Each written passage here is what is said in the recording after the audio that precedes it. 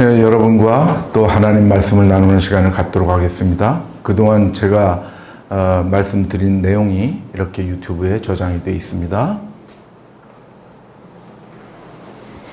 우리는 계속해서 예수 그리스도의 행적을 따라가고 있습니다. 탄생부터 쭉 따라왔죠. 지금은 이제 공생의 마지막 부분입니다. 오늘 드리는, 공생의 2년의 마지막 부분입니다.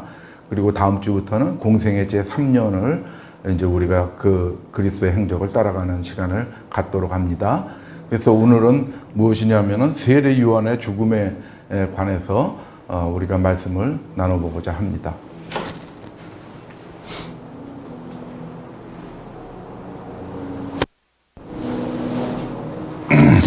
세례 요한의 죽음에 대한 말씀은 예수님께서 3차 갈릴리 전도 여행 중에 12제자를 이렇게 파송하는 그런 에피소드가 나옵니다.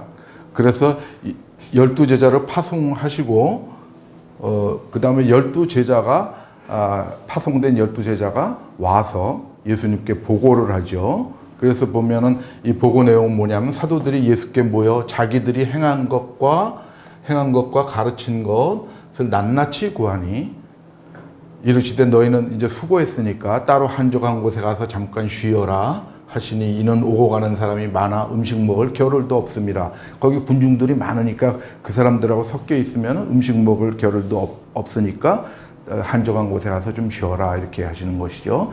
그 다음에 바로 뭐냐면 요한복음 6장으로 넘어가게 되는데 요한복음 6장 1절부터 오병이어의 이야기가 나옵니다. 그때 또 우리가 항상 이 시기적 기점을 6월절 첫 번째, 두 번째, 세 번째, 네 번째 이렇게 잡고 있는 것이죠. 이때 예수님께서 돌아가시는 거고 요때입니다. 요한복음 6장 1절은 6월절, 세 번째 6월절 때 이루어지는 사건이고 요것은 그 직전이죠. 그래서 여기가 공생의 2년째 아닙니까? 그래서 우리는 지금 여기까지 다다른 것이죠. 그 사이에 이 예수님께서 12제자를 파송하시고 파송된 제자들이 와서 보고하는 사이에 세례 요한의 죽음에 대한 이야기를 마가복음에서 길게 서술하고 있습니다. 아주 상세히. 세례 요한의 죽음에 대해서는 마가복음이 가장 상세히 기술하고 있습니다. 그래서 먼저 12제자 파송에 대해서 간단히 보겠습니다. 이게 이제 그들이 믿지 않음을 이상히 여기셨더라 하고 이에 모든 촌에 두루 다니시며 3차 갈릴리 순회 전도 여행입니다. 여기까지는 6절입니다. 6절에 이렇게 있고 여기 성경 보면 이렇게 여기가 7절인데 6절이고 7절인데 여기는 그냥 동그라미로 이렇게 돼 있죠. 그렇게 나와 있습니다. 성경들 보면은. 근데 이게 원래 성경이라는 것은 원래 장절 구분이 없었습니다. 장절 구분이 없다가 그 장절 구분을 한 거는 인쇄 편의상 혹은 또 이렇게 우리가 읽기 편안하게 인위적으로 분류를 한 겁니다. 그래서 그건 뭐냐면은 1560년에 제네바 성경이 나오죠. 제네바 성경을 출판하게 되는데 이것을 이제 완간해가지고 75년에 이제 출판을 하는데 그래가지고 이제 엘리자베스 1세한테 헌정하죠. 제네바 성경을. 이건 뭐냐면은 영국에서 박해받던 신교도들이 그 칼빈파 신교도들이 제네바로 와가지고 거기서 영어 성경을 만듭니다. 영어로 성경을 번역해서 출판을 하게 되는데 그때 출판업자였던 로버트 스테파누스가 막 쫙 이렇게 그냥 원래 성경은 막 절, 장 구분 없이 쫙 돼 있으니까 이게 출판하기에도 그렇고 사람들 보기에도 그렇다 해가지고 그 사람이 다 이렇게 분류를 해서 나눈 겁니다. 그래서 원래부터 이렇게 써져 있는 마가복음 몇 장 해서 마가가 복음서를 만들 때 그렇게 한 게 아니고요. 그래서 그냥 마가복음 하나님의 아들 예수 그리스도의 복음의 시작 하면서 시작하죠. 그게 마가복음 1장 1절인데 거기다가 마가복음 1장 1절이라고 붙인 것은 로버트 스테파누스죠. 마가가 그렇게 붙인 게 아니고요. 그리고 여러분들 이제 그래서 가끔 보면은 이렇게 돼 있고 내용에서 약간 장절 구분 없이 하는 게 연결이 되는 경우들도 있습니다. 그래서 여러분들이 장절에 대한 개념을 너무 거기에 이렇게 묶여 있지 말라고 제가 그냥 참고로 말씀드리는 겁니다. 그래서 보면은 12제자를 부르사 둘씩 이렇게 보냈죠. 12명, 그러니까 6팀을 이제 쫙 보낸 겁니다. 그래가지고 더러운 귀신을 제어하는 권능을 주시고 예수님께서 주셨죠. 예수님이 가신 이후에는 누가 권능을 주십니까? 성령이 권능을 주십니다. 오직 성령이 너에게 임하시면 너희가 권능을 받고 나오죠. 사도행전 1장 8절에 온 예루살렘과 온 유대와 사마리아와 땅끝까지 이르러 내 증인이 되리라 그러죠. 그러니까 예수님께서 계실 때는 아직 이들에게 성령이 임하지 않았었습니다. 근데 오리지널이신 분, 참 하나님이시여 영생이신 예수 그리스도께서 직접 주시는 것이죠. 권능을. 그렇게 해서 귀신을 제어하는 권능을 주시고 쭉 나옵니다. 여기서 보면은 지팡이 외에는 뭐 양식, 배낭, 전대의 돈에 아무것도 가지지 말며 신만 신고 두보로 입지 말라 하시고 굉장히 검약한 어떤 사역을 요구하고 계십니다. 지금 현대의 우리에게도 마찬가지입니다. 이 하나님의 사역을 하는 사람들이 사치하고 너무 풍요로운 그런 걸 가지고 있으면 안 되겠죠. 예수님께서는 그 모든 것을 다 나눠주시는 그런 개념을 가지고 계시는 것이죠. 어디서든지 누구의 집에 들어가든 그것을 떠나기까지 거기 유하라. 이건 뭡니까? 누구의 집에 들어가거든 그곳을 떠나기까지 거기 유하라. 숙소 쇼핑하지 말라는 겁니다.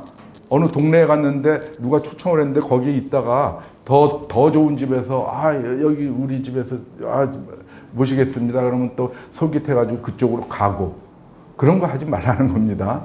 현대 우리 신앙생활하는 우리에게도 적용이 됩니다. 그래서 이런 자세로 이렇게 복음을 전파하라는 겁니다. 그런데 이 사람들이 해야 될 것이 무엇입니까? 제자들이 나가서 회개하라, 전파하고 많은 귀신을 쫓아내며 많은 병자에게 기름을 발라 고치더라. 이렇게 나옵니다. 이것이 무엇입니까? 회개하라, 전파하는 거. 이것은 마가복음 6장이지만 마가복음 1장 1절에 그렇게 나오죠. 하나님의 아들 예수 그리스도의 복음의 시작 해놓고 예수께서 갈릴리에 오셔서 여러 가지 이제 그 전에 경과가 있는데 그거 다 생략되고 마가복음에서는 갈릴리 복음 사역부터 시작하죠. 1장 15절에 보면 때가 찼고 하나님의 나라가 가까웠으니 회개하고 복음을 믿으라. 이렇게 말씀하십니다. 하나님 나라가 가까웠으니 회개하라. 하나님 나라 쪽으로 너의 시선을 돌려라. 이겁니다. 세상을 보던 너의 시선을 하나님의 나라로 돌려라. 회개하라는 건 방향을 돌리는 겁니다. 메타노이아입니다. 헬라어로. 그래서 똑같은 얘기들을 하고 있는 겁니다. 하나님의 나라가 가까웠으니 그러면 마가복음 1장 15절에서는 누구의 말씀입니까? 예수 그리스도의 말씀인데 여기서는 뭡니까? 제자들이 선포합니다. 같은 얘기를. 이것은 무엇입니까? 하나님 나라의 임재를 예수 그리스도께서 예수 그리스도의 말씀으로만 전했는데 이제는 이것이 제자들의 입으로 퍼져나가는 겁니다. 그리고 민중 속으로 파고드는 겁니다. 민중 운동이 되는 겁니다. 천국 운동이 민중 운동으로 되는 겁니다. 그것을 나타내고 있는 겁니다. 그래서 하나님 나라가 온 곳에는 귀신이 행세하지 못합니다. 귀신이 지배하면 그게 하나님 나라겠습니까? 귀신을 쫓아냅니다. 사탄의 세력을 쫓아내고 그 다음에 많은 병자들, 비정상적인 삶을 살아야 되는 그럴 수밖에 없는 사람들을 고쳐주고 정상적인 삶을 회복시키고 일상적 삶으로의 복귀를 시켜주는 것입니다. 그것이 하나님 나라의 임재입니다. 그것을 제자들이 하는 겁니다. 그리고 이 제자들이 12명이었죠. 12명에서 어떻게 됩니까? 누가복음 10장으로 가면은 10장 1절부터 쭉 나오죠. 여기서는 70인을 보냅니다. 70인을 보냅니다. 더 확대되고 있습니다. 12명의 제자를 보냈다가 이젠 더 그동안에 쭉 훈련된, 이때는 언제냐면 초막절, 공생의 3년 초막절입니다. 초막절 무렵에서 예루살렘으로 가시는 도중에, 그러니까 마르다와 마리아 집에 도착하기 전에, 그 예루살렘 들어가시기 전에 70인을 보내서 똑같이 이런 방식으로 전도하게 하십니다. 계속해서 확산해 나가는 겁니다. 그래서 이렇게 이 제자들이 나가서 많은 귀신을 쫓아내고 많은 병자에게 기름을 발라 고치는 일이 일어나니까 14절부터 세례 요한의 죽음에 대해서 나오는 것이죠. 그럴 때 막 소문이 들어갔겠죠.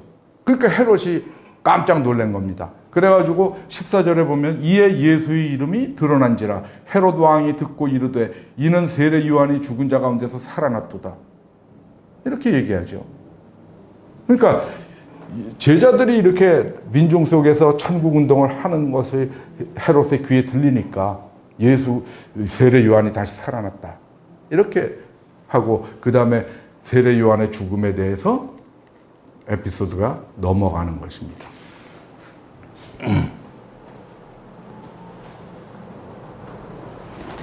그래서 세례 요한의 죽음으로 넘어갑니다. 바로 14절부터 29절까지죠. 13절까지는 파송이고 30절, 31절은 이제 파송 보고고요. 그 사이에 삽입된 내용을 살펴보는데, 이 본문을 들어가기 전에 세례 요한의 투옥되고 죽기까지의 과정을 우리가 한번 살짝 살펴보도록 하겠습니다. 투옥 전의 분위기가 나오죠. 요한복음에 나옵니다. 그 후에 예수께서 제자들과 유대 땅으로 가서 거기 함께 유하시며 세례를 베푸시더라. 요한도 살렘 가까운 애논에서 세례를 베푸니 거기 물이 많음이라. 그러므로 사람들이 와서 세례를 받더라. 요한이 아직 옥에 갇히지 아니하였더라. 옥에 갇히기 직전의 얘기입니다. 살렘 가까운 애논에서 예수님은 유대 땅으로 가서 세례를 베푸시는데 예수님께서 직접 베푸신 건 아니죠. 제자들을 시켜서 한 겁니다. 그게 요한복음 4장에 그렇게 나오죠. 그래서 보면은 그때의 분위기는 뭐냐 하면은, 조금 봅시다. 아직 옥에 갇히지 아니하셨는데, 이거는 이제 투옥되는 장면입니다. 분봉왕 헤롯은 그의 동생의 아내 헤로디아의 일과 또 자기가 행한 모든 악한 일로 말미암아 요한에게 책망을 받고 그 위에 한 가지 악을 더하여 요한을 옥에 가두니라. 이제 요한을 옥에 가뒀습니다. 요거는 옥에 갇히기 전이고 요거는 옥에 갇힌 후입니다. 옥에 갇히는 장면입니다. 그런데 그것을 인지하십니다. 예수님께서 들으십니다. 예수님께서 요한이 잡혔음을 들으시고 갈릴리로 물러가셨다가, 그런데 이거는 과정이 생략돼 있죠. 여기는 그냥 요한이 잡혔음을 듣고 갈릴리로 가셨다라는 것만 나오죠. 근데 그게 뭐냐면은 그 갈릴리행 경로를 변경하시는 거죠. 유대를 떠나서 다시 갈릴리로 가실 때 사마리아를 통과하여야 하겠는지라. 이렇게 나옵니다. 그러면 여기까지를 잠깐 경로를 한번 보겠습니다.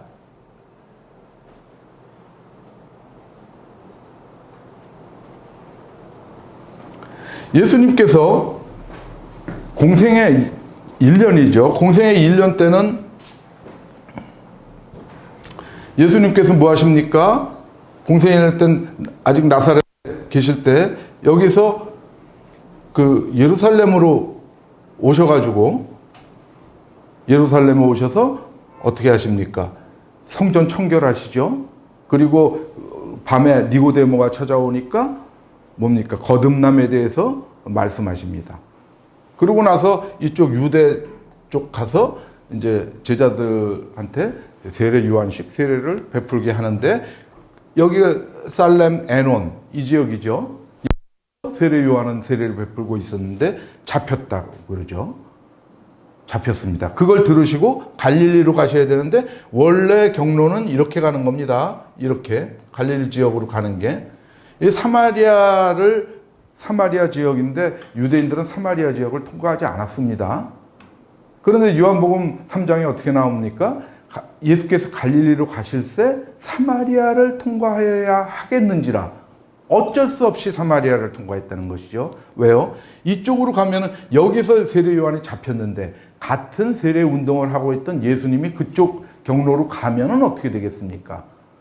그러면 세례 요한을 잡아간 자들이 또 예수님한테도 잡아가자고 그러지 않겠습니까? 그러니까 이쪽으로 우회한 겁니다. 이렇게. 그래서 여기 수가에 야곱의 우물이 나오죠. 여기서 사마리아의 여인을 만납니다.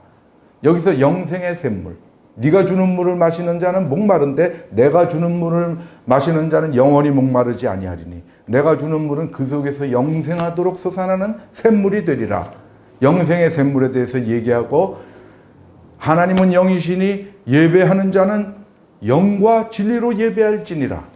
참된 예배에 대해서 말씀해 주시고 갈릴리로 가시죠. 그런 과정입니다. 그래서 여기서 유대 지역에서 예수님께서 세례를 베푸실 때 세례 요한이 잡혔고 그 얘기를 듣고 이렇게 가신 겁니다. 갈릴리로 우회해서. 그 다음에 잡히는 과정까지 그렇게 해갖고 세례 요한이 옥에 있을 때 제자들을 보내서 금식에 관해서 이건 제자들을 보낸 게 아니고 요한이 이제 옥에 있을 때니까 예수님을 많이 이렇게 따라다닌 것 같아요. 그 사람들이 금식에 대해서 묻죠. 우리와 바리새인들은 금식하는데 당신의 제자들은 왜 금식하지 아니하나이까? 이렇게 묻습니다. 거기에 대한 것은 제가 말씀드린 바 있습니다.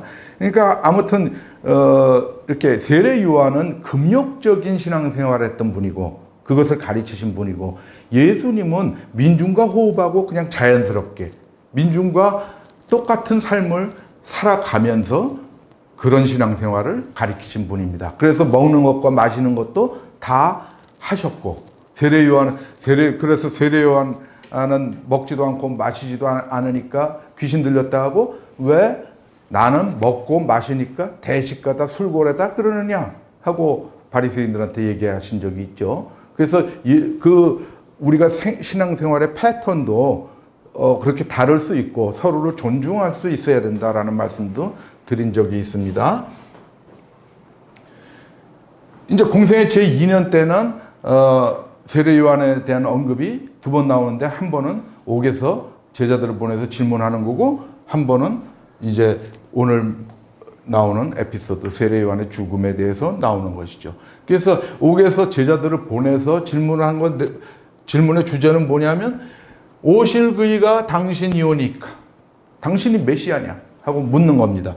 그러니까 예수님께서 뭐라고 대답하십니까? 너희가 가서 듣고 보는 것을 요한에게 알려라. 너희가 보고 들은 것을 맹인이 보고 못 걷는 사람이 걷고 나병 환자가 깨끗함을 얻고 죽은 자가 살아나고 이게 나인성 과부죠. 나인성 과부의 아들을 살리신 후니까 가난한 자에게 복음이 전파된다 하라.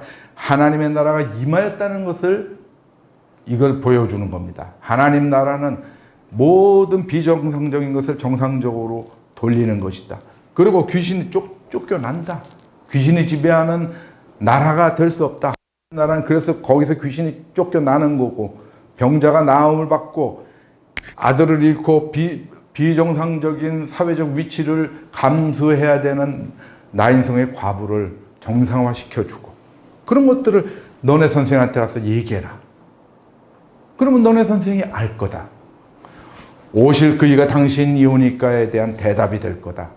라고 보냈습니다. 그리고 가난한 자에게 복음이 전파된다 하라. 누가복음 16장 16절에 뭐라 그럽니까? 율법과 선지자는 요한의 때까지요. 그 후부터는 하나님 나라의 복음이 전파된다.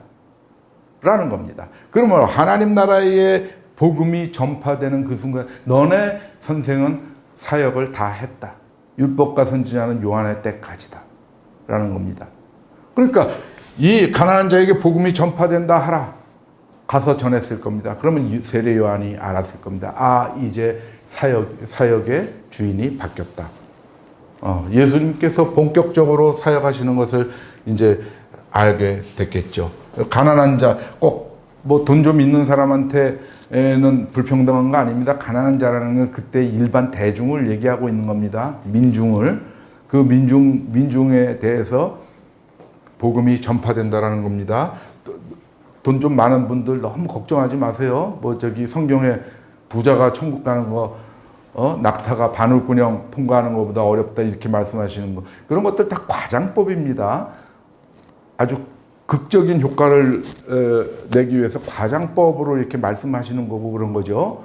그러니까 부자도 다 천국 갈 수 있습니다. 예수 믿으면은. 예.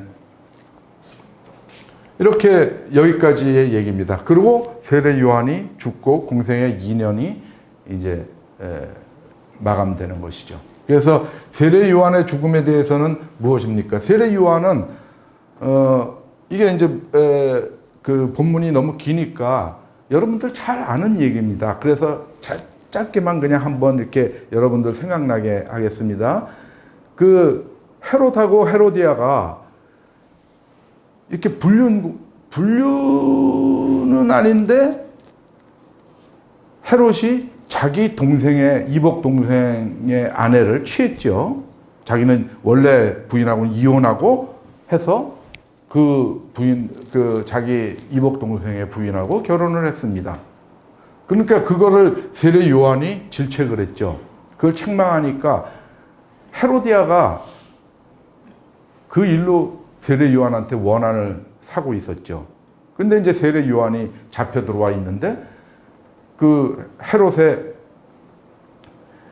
생일이 돼가지고 생일 잔치를 벌이는데 이 헤로디아의 딸이 와가지고 춤을 추죠.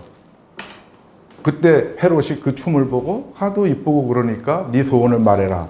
그랬더니 엄마한테 가서 내 소원을 말하려는데 뭘 구할까요? 그랬더니 세례 요한의 목을 구해라. 그래가지고 어쩔 수 없이 헤롯 안티파스가 자기가 한 말이 있기 때문에 세례 요한의 목을 쳐서 쟁반에 담아가지고 헤로디아한테 갖다 주는 거. 그게 여러분들이 잘 알고 있는 그 내용이 오늘의 본문 말씀입니다. 그래서 보면은 그 성경에 헤롯 이런 말들이 많이 나오죠. 그래서 오늘은 헤롯에 대해서 한번 정리하는 시간을 갖도록 하겠습니다. 그러면서 세례 요한의 죽음과 결부시켜서. 그래서 헤롯의 가계도가 이렇게 나옵니다. 여기 보면은 헤롯이 헤롯 왕, 또 헤롯 왕, 똑같은 이름으로 나오죠. 그 다음에 헤롯, 이렇게 나오죠. 그래서 성경을 볼 때 우리가 헤롯의 가계도를 어느 정도 이해를 하고 가시는 게 좋은데, 뭐냐면 이 헤롯이 어떻게 유대왕이 됐나를 제가 행적 4번째 시간에 로마와 헤롯이라는 제목으로 자세히 설명했습니다. 그것은 그것만 주제로 해서 하는데 그것을 우리가 좀 간단하게 한번 지금 살펴보고 넘어가도록 하겠습니다. 다시 한번 기억을 되살리기 위해서요. 그러면서 그때는 로마를 중심으로 얘기를 했었는데 그냥 중간기를 잠깐 말씀을 드리겠습니다. 중간기란 무엇입니까? 구약과 신약의 중간기죠. 그래서 원래 여기가 이제 여기가 페르시아였죠. 고레스 대왕이 기원전 550년에 페르시아를 일궈가지고 539년 되면은 이쪽을 전부 장악하고 기원전입니다. 예수님 오시기 전에 500년도 전이죠. 그러고 나서 그 다음에 이집트까지 해서 이렇게 대제국을 페르시아가 만들고, 뭐냐면은 여기에 그 당시에 이스라엘 백성은 이쪽에 있었죠. 바벨론한테 잡혀가서 포로 생활을 하고 있었습니다. 그때 고레스가 칙령을 내려서 해방시켜 주죠. 그래서 돌아가라. 기원전 538년에 고레스 칙령이라는 겁니다. 그게 역대하 맨 끝부분에 나오고 맨 끝에 나오고 에스라 첫 부분에 나오는 그런 내용들입니다. 구약성서에. 그렇게 해가지고 이제 이 사람들이 돌아왔습니다. 돌아오고 페르시아의 지배하에 쭉 있었죠. 페르시아의 지배하에 있었는데 구약의 역사서는 어떻게 끝납니까? 창세기, 출애굽기, 레위기, 민수기, 신명기, 여호수아, 사사기, 룻기, 사무엘, 상하, 역대, 열왕기, 상하, 역대, 상하 이렇게 하고 에스라, 느헤미야, 에스더 이렇게 끝나죠. 그게 역사서입니다. 그 다음에는 뭐 이 시가서들이 나오죠. 시편, 잠언 뭐 이런 것들이 나오고 그 다음에 선지서들이 나오고 맨 마지막에 말라기는 말라기 선지자의 이름이죠. 말라기 선지서를 끝으로 구약을 매듭 짓는데 그것은 뭐냐면 이게 기원전 538년에 고레스 칙령으로 가서 뭐냐면 기원전 약 400년경 이게 다 마이너스입니다. 그죠?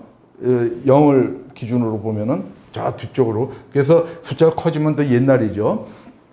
근데 이때까지가 페르시아 속에 있었던 건데 사실은 더 오래했죠. 근데 구약의 기록이 한 이때쯤에서 끝납니다. 에스라, 느헤미야가 기원전 약 400년경 사람이고 말라기 선지자는 느헤미야 때 이렇게 같이 느헤미야의 시기에 느헤미야는 행정관이었기 때문에 총독이었기 때문에 말라기는 이제 그 어떤 사람들의 신앙생활을 인도해주는 그런 선지자였죠. 근데 이제 역사서에서 보면은 에스라, 느헤미야, 에스더 이렇게 끝나는데 에스라, 느헤미야는 거의 동시대 사람이고 에스더는 훨씬 전 사람입니다. 7, 80년 전 사람인데 성경의 순서는 에스라, 느헤미야, 에스더 이렇게 나오죠. 그래서 우리가 항상 그 성경에 나온 순서가 역사상 순서는 아니다. 그런 것도 여러분들이 참고로 알아두시면 좋겠습니다. 우리가 복음서도 그렇죠. 마태, 마가, 누가, 요한 이렇게 편집되어 있지만 마가복음이 가장 먼저 쓰여진 거고, 그렇죠. 사도 바울의 편지도 로마서, 고린도후서, 고린도전후서, 갈라디아서 이렇게 나오지만 로마서보다 갈라디아서가 훨씬 먼저 쓰여진 편지죠. 그래서 그 순서는 꼭 시대순은 아니다. 그런 걸 이제 여러분들이 알아보시려면 여러 가지 자료가 있습니다. 그냥 성경에도 그런 거 참고사항으로 나오는 것도 있고요. 그래서 그런 것도 보시면 좋겠습니다. 그런데 이제 400년 이후로 예수님 오시기 전까지, 그러니까 예수님 탄생까지 약 400년 정도의 공백 기간이 있고, 기록상으로 보면 마가복음이 약 AD 70년경에 마가복음이 완성이 됐기 때문에 그 기록 같은 걸로만 따지면 한 500년 정도 걸리는 거죠. 그 사이가 빕니다. 그래서 그 사이를 잠깐 말씀드리고자 합니다. 이렇게 페르시아가 있었는데 여기에 그 불세출의 영웅인 알렉산더 대왕이죠. 알렉산더 대왕이 페르시아로 쳐들어옵니다. 그래가지고 쭉 이렇게 막 해집고 다닙니다. 여기서 330년에, 기원전 330년에 다리우스 3세가 페르시아의 마지막 왕이 여기서 죽습니다.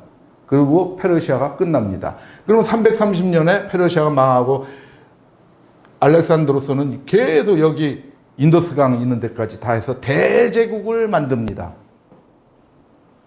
알렉산드로스가. 그러고 나서 기원전 323년에 33살의 나이로 죽습니다. 원정을 떠난 지 11년 만에. 11년 동안 막 온 동네를 막 분탕질 치고 다닌 다음에 이 바벨론에 와가지고 33살의 나이로 그 영웅은 죽습니다. 그 다음에 어떻게 됩니까? 죽은 후에 그 장군들끼리, 휘하의 막강한 장군들끼리 권력 투쟁을 합니다. 그래가지고 천하 3분지계가 됩니다. 마케도니아와 셀레우코스와 포톨레마이오스 이렇게 세 영역으로 나눕니다. 여기가 셀레우코스 왕국이고 여기가 프톨레마이오스 왕국이고 여기는 마케도니아고요. 여기서부터 출발한 거죠. 마케도니아의 알렉산드로스니까요. 이렇게 해서 나뉘어서 쭉 갑니다. 이게 323년, 기원전 323년 이후겠죠. 알렉산드로스 사후에. 그런데 이렇게 나눠져 있었는데 그러면 이 당시에는 팔레스타인 지방, 이스라엘 지방이 프톨레마이오스 왕조에 속해 있었습니다. 그러다가 여기에 셀레우코스 왕조에 안티오쿠스 4세라는 인물이 이렇게 영역을 넓힙니다. 자기 세력을. 여기서 프톨레마이오스 왕조를 축출합니다. 그런데 거기까지는 좋았습니다. 영토 확장의 욕심까지는 좋았는데 그 아들 안티오코스 3세가 있습니다. 천하의 나쁜 놈입니다. 천하의 나쁜 왕인데 그건 세계사적으로도 아주 나쁜 왕이죠. 안티오코스 3세가 무슨 짓거리를 하냐면 예루살렘 성전에 와가지고 막 그 제우스상 같은 거를 거기다가 세우고 성전에다가 그 다음에 그 하나님께 제사 드리던 제단에다가 돼지고기 같은 걸 막 올려놓고 이방신들 헬라신들한테 제사를 지내고 그랬습니다. 그리고 그 유대교 제사 금지, 할례 금지, 뭐 막 해서 유대인의 풍습을 짓밟고 완전히 헬라화 시키려고 그랬습니다. 일제가 아주 극성일 때 뭐 어떻게 했습니까? 우리나라 사람들 성까지 다 바꾸게 창씨개명하게 하고 한국말 못 쓰고 일본말 쓰게 하고 그런 거 하고 그런 아주 그 비문명적인 그런 행동 탄압을 한 거죠. 그래서 이 안티오코스 에피파네스, 이 안티오코스 3세가 그런 짓을 했습니다. 그런데 이제 뭐냐면은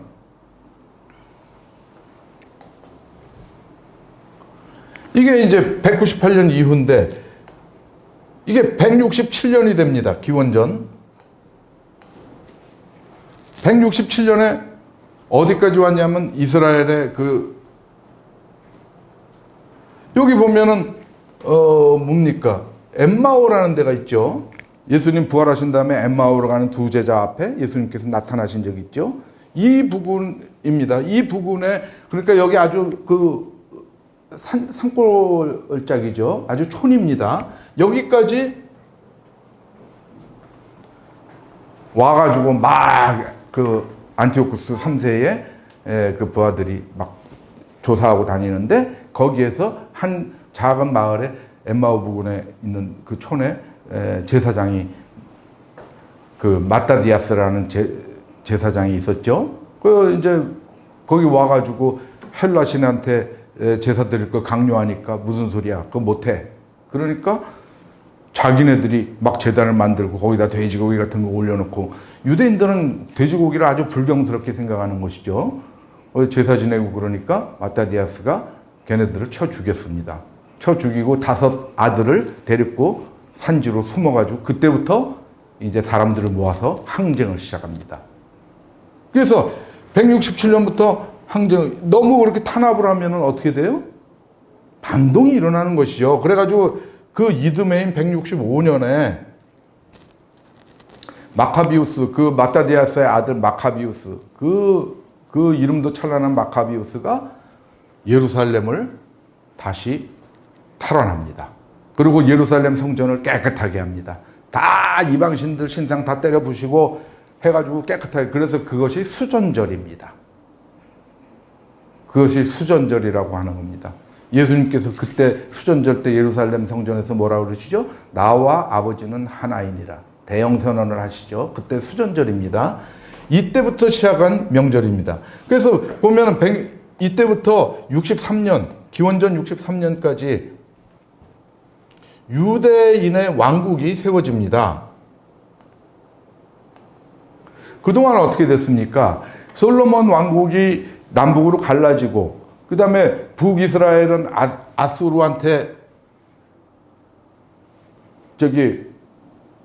무너지고 그 다음에 남유다 왕국은 바벨로니아한테 무너져서 바벨론에 끌려가서 70년 동안 바벨론 유수 포로 생활을 하다가 고레스가 칙령을 내려서 다시 해방되고 그러면은 페르시아의 치하에 있다가 쭉 있다가 그 다음에 알렉산드로스의 그 헬레니즘 세계 속으로 들어와서 셀레우코스 왕 프톨레마이오스에 있다가 셀레우코스에 있었던 거죠. 그동안에 나라가 계속 없었던 겁니다. 남유다 왕국이 멸망하고 난 다음에 계속해서 왕국이 없다가 이때야 비로소 그러니까 586년에 남유다가 멸망한 이후에 약 400년도 더 지나서 400년 조금 더 지나서 유대인의 왕국을 만드는 거죠. 그래서 약 100년 동안 유대인의 왕국이 섭니다. 하스모니안 왕조라고 그럽니다. 그것을. 그런데 67년, 기원전 67년부터 63년까지 내전을 벌입니다. 이게 하스모니안 왕조의 마지막입니다. 요 전에 요거는 뭐냐면은 알렉산드라라는 여왕이 있었는데 그 자기 남편 얀네우스가 죽고 나서 할 수 없이 왕비가 왕의 역할을 했습니다. 아들들이 어려서 그 한 10년을 통치하다가 죽었는데 그 아들 히르카누스 2세, 아리스토블루스 2세가 내전을 벌였습니다. 왜 이런 얘기를 하느냐? 여기가 세력이 약했는데도 불구하고 미래를 예측하는 데 귀재였던 안티파테르라는 사람이 있었습니다. 안티파터 그냥 이렇게 씁시다.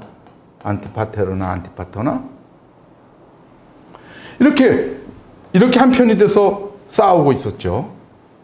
그런데 63년이 뭐냐면 63년은 하스모니안 왕조가 끝나는 겁니다. 왜냐하면 로마에서 누가 옵니까? 폼페이우스. 그 유명한 율리우스 카이사르하고 폼페이우스하고 크라수스하고 삼두 정치를 하고 있었죠. 그런데 이 동방경령은 폼페이우스가 있습니다. 이 서쪽은 누굽니까? 율리우스 카이사르입니다. 성경에서 가이사 하는 게 율리우스 카이사르죠.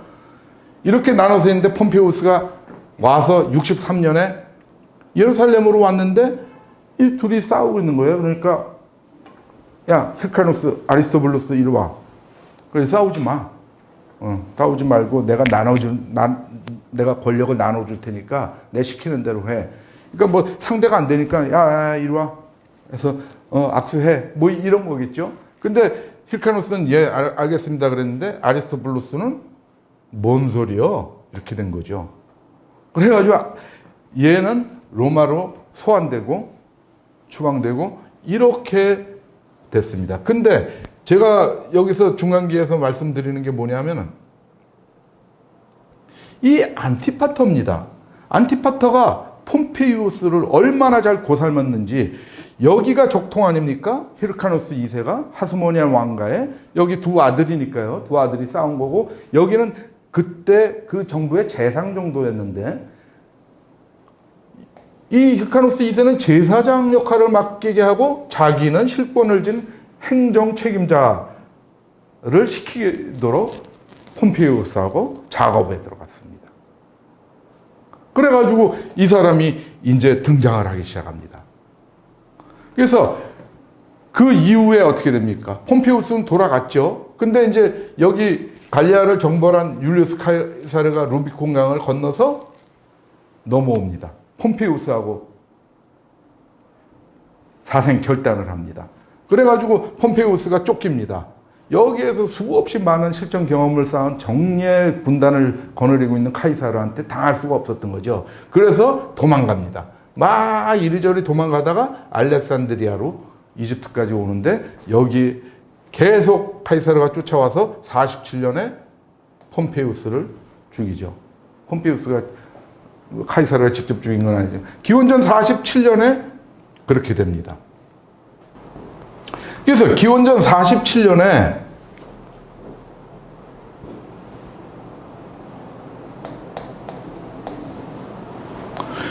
이때는 폼페이우스에 붙어 있던 안티파터가 47년에 카이사르가 왔을 때 카이사르를 방문해 가지고 그에게 환심을 삽니다. 외교의 귀재죠. 그래 가지고 완전히 유대 행정관으로 딱 자리를 잡습니다. 그러고 나서 두 아들한테 여기에 유대의 모든 행정권을 카이사르한테 받은 다음에 안티파터가 두 아들한테 총독 자리를 줍니다. 맏아들한테는 예루살렘 총독, 둘째 아들한테는 갈릴리 총독.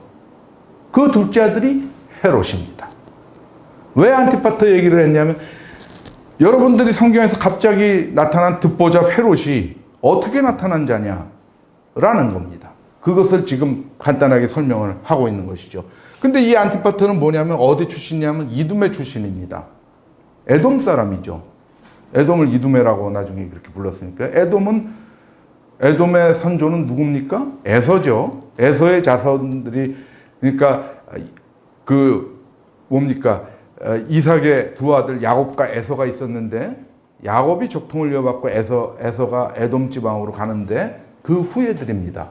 그러니까 아브라함의 뿌리는 같이 갖고 있지만 아브라함과 이삭과 이렇게 뿌리는 같지만 또 야곱과 이스라엘 백성과는 또 이렇게 긴 세월 동안에 분리되어 있었죠. 그러나 안티파터가 이제 실권을 잡고 헤롯을 만들어냅니다.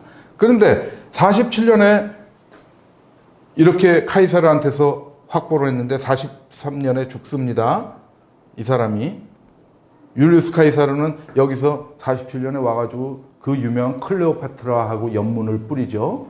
그리고 아들까지 임신시키고 그리고 로마로 다시 가죠. 그리고 44년에 죽죠. 암살당합니다. 그 다음 해에 안티파터가 죽는데 그거를 원수를 다 갚고 헤롯이 뭐냐면은 자기 형하고 자기하고 유대 지역의 전권을 장악합니다. 그런데 이 페르시아가 이 알렉산드로스한테 망했는데 그 사람들이 페르시아는 이란 사람들입니다. 이 사람들의 저력이 만만치 않았습니다. 그래가지고 파르티아라는 나라를 건설합니다. 파르티아라는 나라를 건설해서 기원전 129년쯤에는 유프라테스 강을 사이에 두고 이 동쪽은 파르티아가 전부 세력권으로 늡니다. 그러면서 로마하고 대치하게 됩니다. 그럴 때 기원전 40년에 파르티아가 쳐들어옵니다. 팔레스타인 지역은. 그때 누가 지배자였죠? 헤롯하고 자기 형 파사엘입니다. 그래서 파사엘은 전사하고 형은 전사하고 헤롯은 도망갑니다. 그래서 헤롯은 그 파르티아하고 이 아리스토노스라고 여기 아리스토블루스 2세 로마로 쫓겨난 아리스토블루스 2세의 아들인 안티고노스 그러니까 하스모니안 왕조의 적통을 잇는 사람이 여기 파르티아하고 붙어가지고 헤롯을 쫓아낸 거죠. 그러니까 뭐 적통이죠 사실은. 헤롯은 사실은 저기고 듣도 보도 못한 사람이고 근데 이제 헤롯이 일로 도망갑니다. 그래서 이때 여기를 통치하고 있던 왕이 클레오파트라였습니다. 이집트의 마지막 여왕이죠. 헤롯이 닮아가지고 헤롯이 또 외교의 귀재입니다. 그래가지고 클레오파트라의 환심을 사가지고 클레오파트라의 보호 아래 로마로 갑니다. 근데 이때는 율리우스 카이사르가 죽은 때고 뭐냐면 그 양자 뭐냐면 옥타비아누스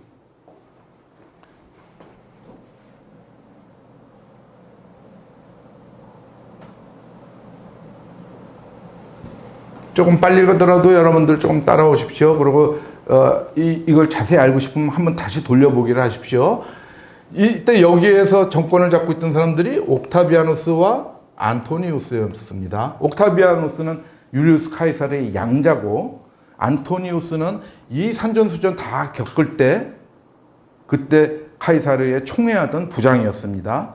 이 두 사람이 그리고 레피두스라고 있는데 뭐 별로 중요하지 않은데 삼두정치 제2차 삼두정치를 하고 있을 때인데 이 두 사람이 주체자죠.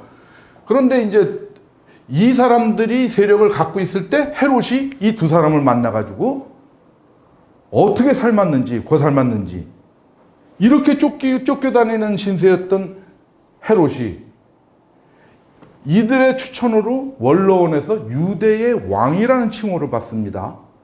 정식으로 인준받습니다. 유대의 왕이다. 그러니까 로마에 와 있고 세력은 없지만 그러니까 로마에서 자기가 정통성을 받으니까 군사를 빌려가지고 다시 옵니다. 와가지고 이때 안토니우스가 적극적으로 도와줬습니다. 그래가지고 40년에 기원전 37년에 40년에 쫓겨난 자가 37년에 전 유대를 장악합니다. 안토니우스가 도와준 거죠. 그리고 30년이 됐습니다. 7년이 지났죠. 이 7년 동안은 뭡니까?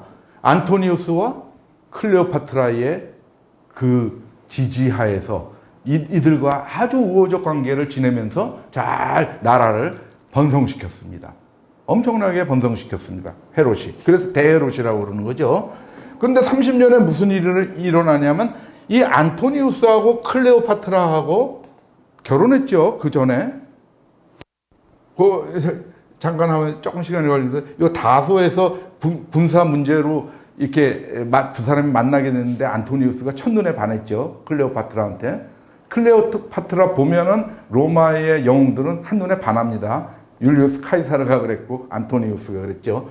다소 사도 바울의 고향이죠. 여기서 만났을 때 그렇게 됐습니다. 그래서 이 두 연합군이 옥타비아누스를 이제 실각시키려고 전쟁을 벌이는데 30년에 어딥니까? 30년에 여기 악티움에서 그리스 쪽에 여기 악티움이라는 곳에서 악티움 해전에서 옥타비아누스한테 집니다.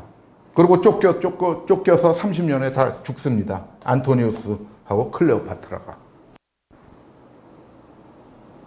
그러면 어떻게 됩니까? 안토니우스하고 클레오파트라의 그 지지 속에서 잘 살고 있던 헤롯은 어떻게 됐겠습니까? 옥타비아누스가 여기까지 왔습니다. 와서 했는데 헤롯이 찾아갔습니다. 엄청나게 어떻게 고살맞는지 절대적인 보호자가 됩니다. 옥타비아누스가 헤롯한테. 그래서 더 넓은 영토를 줍니다. 헤롯한테. 그러니까 이 집안은 외교의 귀재입니다. 그러니까 뭡니까? 외교라는 게 뭡니까? 어제의 적, 오늘의 친구, 그런 거 다 없습니다. 옥타비아누스는 바보입니까? 안토니우스하고 클레오파트라하고 헤롯이 얼마나 친했다는 걸 모르겠습니까? 그렇지만 헤롯을 자기 편으로 하는 게 자기한테 득이 된다라고 생각을 한 겁니다. 외교는 다 득을, 이해득실을 따지는 겁니다. 그러니까 어느 편에 너무 편중돼서 치우치면 안 됩니다. 그 헤롯의 아버지 안티파터도 그렇고 이 헤롯도 그렇고 절묘하게 줄타기 외교, 등거리 외교 하면서 강한 곳에 적절히 붙고 약한 곳하고도 적절히 제휴하고 그러면서 나라를 강하게 만들었던 사람들입니다. 지금까지 그렇게 해서 헤롯이 등장하는 겁니다. 역사적 기반을 그렇게 하고 오늘 헤롯의 가계도를 보도록 하겠습니다. 그 헤롯입니다. 쭉 이렇게 온 그 헤롯. 그래서 이 헤롯은 뭡니까? BC 37년에 아까 그랬죠? 잡아가지고 이 사람이 BC 4년에 죽습니다. 예수님 태어나실 때 그 왕이 헤롯입니다. 동방박사가 이때 마태복음 2장 1절은 동방박사가 등장하는 장면을 그릴 때 헤롯 왕이 나오는 거죠. 그래가지고 막 소동이 일어나고 나중에 그 잡아 죽이려고 막 그러는 장면들. 그 헤롯이 그 아까 그 용이 주도한 그 대헤롯입니다. 그런데 헤롯이 10명의 아내를 뒀습니다. 그런데 10명의 아내를 다 적을 필요는 없고요. 우리가 성경에 등장하는 헤롯 가의 사람들을 중심으로 하기 위해서 4명의 아내만 이렇게 썼습니다. 그래서 마리암네 투, 말다스, 말다케라고도 그럽니다. 그래서 여러분들이 이렇게 옛날 사람들 하면 저 목사 내가 본 책에서 말다케라고 써 있는데 말다스라고 그러네. 뭐 틀린 거 아니야? 그러는데 발음하기 나름입니다. 그거는 영어식으로 얘기하면 말다스고 그 라틴식으로 얘기하면 말다케입니다. 그러니까 그런 거는 스펠은 똑같고요. 그러니까 이제 그런 것도 여러분들이 감안하시고요. 역사서를 볼 때. 그래서 우리가 중요하게 봐야 될 인물이 헤롯이 죽은 다음에 유대를 나눠주는데 요거 말다스에서 태어난 첫 번째 아들 아켈라오. 여기서 아켈라오가 있고 헤롯 안티파스가 있고 빌립이 있습니다. 그래서 여기 보면은 그러죠. 세례 요한이 사역을 할 때 그때 시대 배경을 얘기하면서 헤롯 안티파스가 갈릴리와 베레아의 분봉왕, 빌립이 이두레와 드라고니스의 분봉왕 이렇게 성경에 등장하는 인물들이죠. 그리고 아켈라오는 어디에 등장합니까? 예수님께서 애굽으로 아가 때 애굽으로 피난 가셨다가 얘가 죽은 걸 듣고 유대 땅으로 올라오는데 유대의 아켈라오, 이 또 자기의 아버지 못지않게 포악한 자가 지금 장악하고 있으니까 유대로 가지 못하고 나사렛으로 가는, 그때 아켈라오가 등장을 합니다. 그래서 아켈라오는 포악한 정치를 해가지고 여기 BC 4년부터 통치를 한 거죠. 다 여기 나눠준 거죠. 여기 10년밖에 못하고 쫓겨납니다. 하도 폭정을 해가지고 로마에서 소환해가지고 갈리아, 지금 프랑스 쪽으로 추방시킵니다. 그리고 등장하는 중요한 인물이 헤롯 안티파스입니다. 안티파스가 뭡니까? 예수님 생애 내내 관련된 헤롯은 이 헤롯 안티파스입니다. 예수님의 공생애 동안 나오는 계속 헤롯 하는 거는 다 헤롯 안티파스입니다. 이 자는 뭐냐면 갈릴리 지역과 베레아 지역을 다스리던 자였죠. 그런데 마찬가지로 4년부터 굉장히 오래 이게 재위했습니다. AD 39년까지. 그러면 43년 한 거죠. 빌립은 34년까지 재위하다가 자연사했습니다. 이 사람은. 그런데 뭐냐면은 세례 요한의 죽음과 관련된 헤로디아가 있습니다. 헤로디아는 원래 이 빌립의 아내입니다. 그러니까 헤롯과 배다른 형제와의 아내죠. 근데 뭐냐면 헤롯과 배다른 형제 아리스토블루스의 딸입니다. 그러니까 이렇게 헤롯 왕을 기준으로 보면 헤롯 안티파스는 삼촌이죠. 삼촌입니다. 그래서 조카하고 결혼한 겁니다. 빌립이 로마에 가 있을 때 헤로디아가 그 로마의 사치스러운 생활을 좋아해가지고 빌립을 쫓아가서 결혼을 했는데, 헤롯이 로마에 방문했을 때 헤로디아를 만나가지고 헤로디아와 헤롯이 이제 눈이 맞았습니다. 그래가지고 헤롯이 자기 원래 처하고 이혼을 하고 헤로디아하고 결혼했습니다. 그것을 세례 요한이 질책한 거죠. 레위기 20장에 보면은 그 형제의 처와 결혼하면 안 된다고 그랬습니다. 그럼 뭐냐? 죽은 형제의 처하고는 결혼하는 게 합법적입니다. 아니, 오히려 의무였습니다. 형이 죽으면 형수를 데리고 살아야 됩니다. 왜냐하면 그 당시에는 뭐 과부가 되면은 뭐 의지할 곳이 없고 뭐 경제권도 없고 그랬기 때문에 그렇게 보호하는 차원에서 그랬던 거죠. 그렇지만 멀쩡히 형제가 살아있는데 그 처를 데리고 가는 거는 율법을 어기는 거죠. 그거를 세례 요한이 질책을 했던 거죠. 그런데 뭐냐면 그 성경에 보면은 헤롯보다 헤로디아가 세례 요한을 더 죽이고 싶어 했습니다. 왜 그러냐면 진짜 사랑했기 때문에 그렇습니다. 헤로디아가. 그 증거는 뭐냐면 AD 39년에 이 사람은 자연사한 게 아니고 쫓겨납니다. 갈리아 지방으로. 왜 그러냐면 얘가 사도행전에 헤롯왕이라고 나오는 얘가 자기 삼촌을 고발했습니다. 파르티아하고 내통하고 있다고. 로마 황제 카리굴라한테 고발을 해가지고 그래가지고 너 와. 그런데 뭐냐면 헤로디아가 그때 따라갔습니다. 유배지까지. 목숨을 걸고 따라갔습니다. 안 따라가도 되는데. 그러니까 이 헤로디아는 헤롯을 진짜로 좋아했던 그런 사이였죠. 그런데 헤로디아와 빌립 사이에서 난 딸이 헤로디아의 딸이라고 나오는 성경의 살로메입니다. 성경에는 이름이 안 나옵니다. 살로메라고. 근데 요세푸스라는 역사가가 살로메라고 이름을 밝혀주고 있습니다. 살로메라는 이름 많죠. 뭐냐면 세례 요한, 그 사도 요한과 야고보의 어머니도 살로메죠, 이름이. 왜냐면 이게 샬롬에서 나온 거기 때문에 그렇습니다. 평화, 샬롬, 평강, 안녕. 그래서 여자 이름으로 많이 썼던 거죠. 솔로몬도 샬롬입니다, 원래는. 그러니까 이름으로 많이, 그래서 동명이 많이 나오는 거죠. 그래서 이렇게 윤곽을 보시면 되고, 사도행전에 나오는 12장에 나오는 헤롯 왕은 뭐냐면은 헤롯 아그리빠 1세입니다. 이 자는 뭐냐면 야고보를 죽인 자죠. 사도 야고보를. 그리고 베드로를 또 잡아 죽이려고 옥에 가뒀던 자입니다.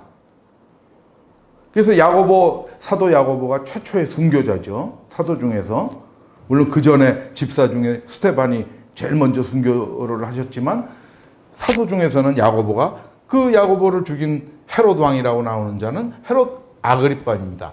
그러니까 뭐냐면 헤롯 안티파스의 조카죠. 이렇게 알고 계시면 됩니다. 그리고 이 자가 헤롯을 고발을 해가지고 헤롯이 거기 자기 권력을 잃게 되죠. 그러고 나서 사도행전 12장 그 좀 내려가면은 야고보를 죽인 다음에 이 헤롯 아그리빠가 급사하죠. 청중들 앞에서 막 연설하고 막 그런 게 막 그 청중들이 열광하고 그러니까 하나님한테 영광을 돌리지 않고 자기가 교만을 부리다가 갑자기 죽죠. 그래서 실질적으로 역사적으로도 몇 년 못 가서 죽습니다. 41년에 제위해서 44년에 죽습니다. 여기 39년에 쫓아내고 2년 뒤에 자기가 모든 권력을 다 차지했다가 별로 오래 누리지 못하고 죽고, 그 아들 아그리빠 왕. 성경에 나오는 대로입니다. 그 네모 안에 있는 건 성경에 나오는 명칭이고, 그 다음에 실질적인 거는 아그리빠 1세, 아그리빠 2세죠. 근데 얘는 어떻게 나오냐면은 사도행전 25장에 나오죠. 사도행전 25장에 어떤 식으로 나오냐면은 이게 사도 바울이 이제 예루살렘에서 잡혀가지고 로마로 압송되기 전에 가이사랴에 머물고 있을 때, 그때 총독 관저에 있었습니다. 총독의 이제 베스도가. 근데 이제 얘가 아그리빠 왕이 베스도한테 문안하러 왔습니다. 그러면서 이제 나오는 거죠. 근데 재밌는 얘기가 있습니다. 이거 잠깐만 보겠습니다. 사도행전 25장을 보겠습니다.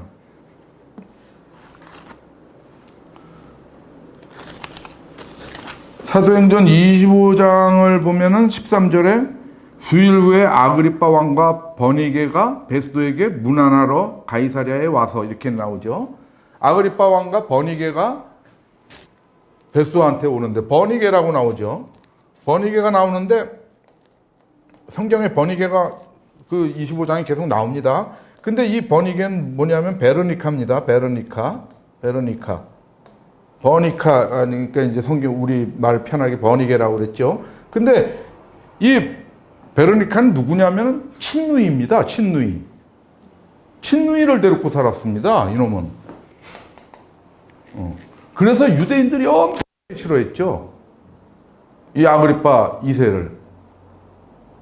근데 나름 똑똑한 면은 있어가지고 사도 바울 얘기를 다 듣고 나서 조금 막 이렇게 마음이 움직이는 것도 있고, 내가 진작 알았으면 너 무죄로 풀어줬을 텐데 뭐 그런 소리도 하고 그러죠. 그 사도행전 25장을 읽어보시면 재밌죠. 그 사도 바울이 아그리빠를 대상으로 전도하는 그런 내용이 조금 나오죠.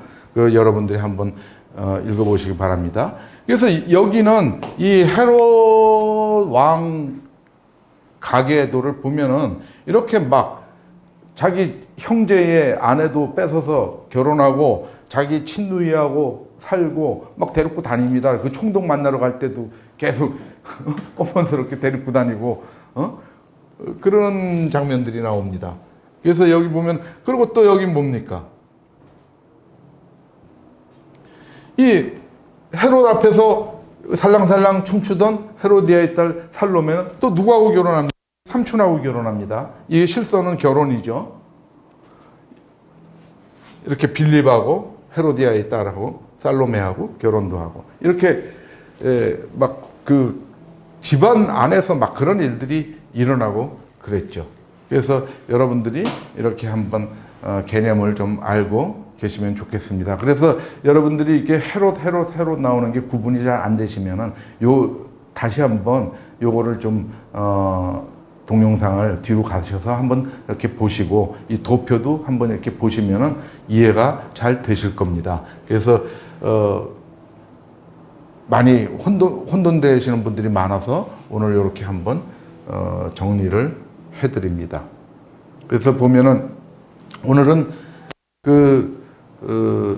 세례 요한의 죽음을 주제로 하면서 여러분들이 헤롯이라는 인물에 대해서 어떻게 등장한 인물이고 자꾸 성경에 여러 헤롯이 나오는데 그들은 누구며 하는 것들을 우리가 좀 정리해서 성경을 읽을 때 우리가 좀 정확히 알고 읽자, 그런 얘기도 하는 것이고요. 그 다음에 가장 중요한 그 전에 이것은 역사적으로 중요하고 오늘 말씀 중에서는 12제자의 파송입니다. 거기에서 하나님 나라의 임재, 그것이 민중적으로 일어나야 되는 천국 운동이고 그것이 계속 확산돼 나가야 된다. 12제자로부터 70인으로 이렇게 가는 과정, 그런 것들을 우리가 살펴보았습니다. 우리가 하나님 나라를 앞당기기 위해서 복음 전파하는 일에 전부 힘을 쓰도록 하십시다. 오늘 말씀은 여기까지 전하도록 하겠습니다.